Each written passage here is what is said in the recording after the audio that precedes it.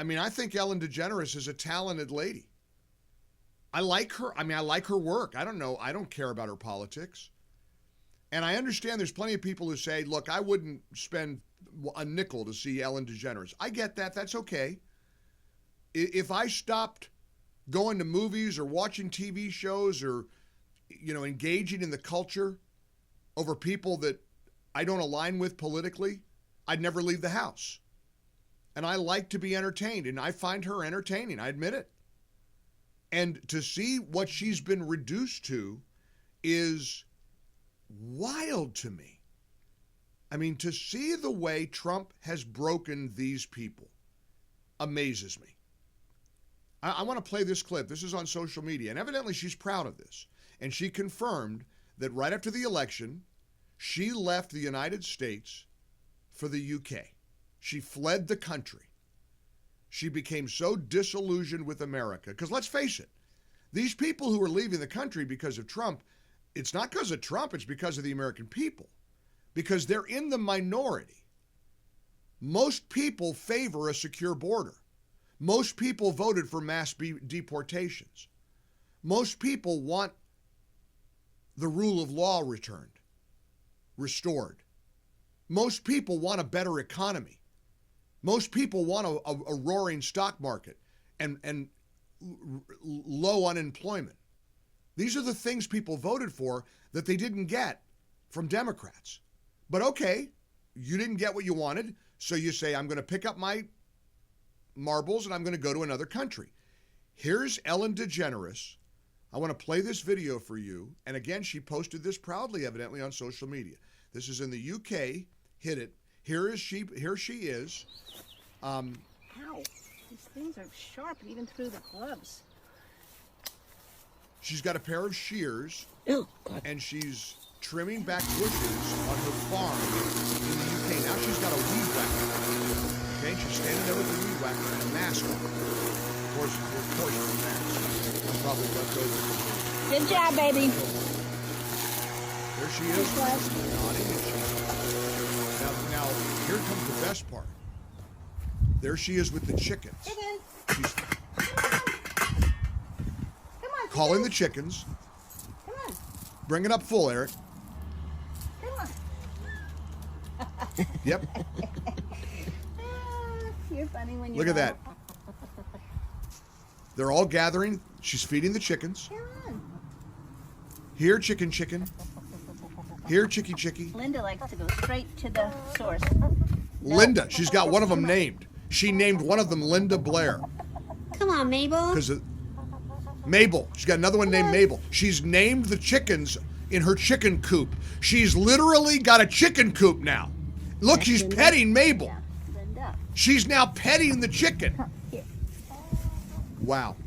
Come on. So again, Linda Blair. you can bring it back to me. Honest to gosh, I mean this from the heart. Do you ever stop, and maybe you never even give people like Ellen DeGeneres a second thought, and I understand that. But I love observing people. I do. I like, when I'm in a mall, I like to sit on the bench and just watch the world go by. I like to figure out stories. I like to look at this lady with her husband or the family. I just like that. And human nature intrigues me. Human psychology fascinates me.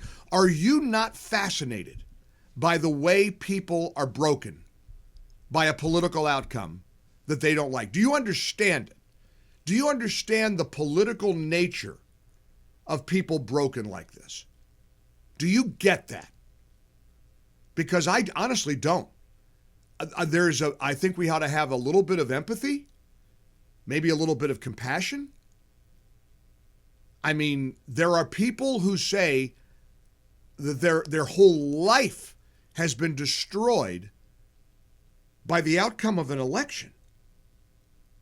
And I feel, in a way, very sorry for them. So I want you to give me your thoughts on this as well. Is it just me? And I can move on. There's a lot of breaking news today. We got all kinds of stuff to cover. But can you just tell me your thoughts about people like Ellen DeGeneres, reduced to fleeing the country and living with chickens on a farm in the UK? all because the election didn't go the way she wanted it to go. 1-800-655-MIKE, 800-655-6453. Join us on this. I'm really, really intrigued by this and by human nature and human behavior. Here's my question for you, and then I promise we're going to get on to a lot of other stuff that we have covered for you today. But this is what intrigues me, and Michael from Kentucky just put it in proper perspective. He said, look, people that let an election ruin their lives need psychiatric help. No other explanation needed. These are people who are mentally unwell. So my question for you is, now, I mean, number one, do you agree with that? Do you think that people who are this shattered by the Trump presidency and by Republicans being in charge again are mentally ill? And were they already mentally unwell prior to the election? And this just turbocharged their challenges? Or did the election cause them to become mentally ill? I'm telling you, I'm fascinated by this kind of stuff. I love talking about human behavior, why people do what they do. I could watch videos. I go to bed at night sometimes, and I watch videos of people interacting with other people. You know, the Karen videos always get a lot of airplay. You know, they always get tons of, viral attention. People that are just the behavior of human beings when it's awful just intrigues me. So let me just ask you that question. Is Michael in Kentucky right that these are people who are mentally ill? They've got severe, or maybe not even severe, but they've got some psychological, and I'm not trying to mock mental illness or mental health challenges. That's not something that, I'm making fun of. I'm just wondering if you think that the Ellen DeGeneres of the, and it's not about her. So I got a couple of text messages. Nobody cares about it. I get it. I know that. I know that I'm not talking about Ellen. I'm talking about anybody who got broken by November 2024. You know people like this. I know people like this. I've got people in my life, I'll probably never speak to them again. They don't want to talk to me ever again. And I'm not sure the friendship is ever coming back. There are families fractured all over America. Kids who aren't talking to their parents, parents who aren't talking to their kids, brothers who aren't talking to their sisters. Is it, and I'm not trying to be glib here, is it mental illness? Is that what's behind it? Tell me what you think. And again, 5 more minutes on this and we'll dive in. 800-655-MIKE. For full shows, live and on demand, it's Salem News Channel.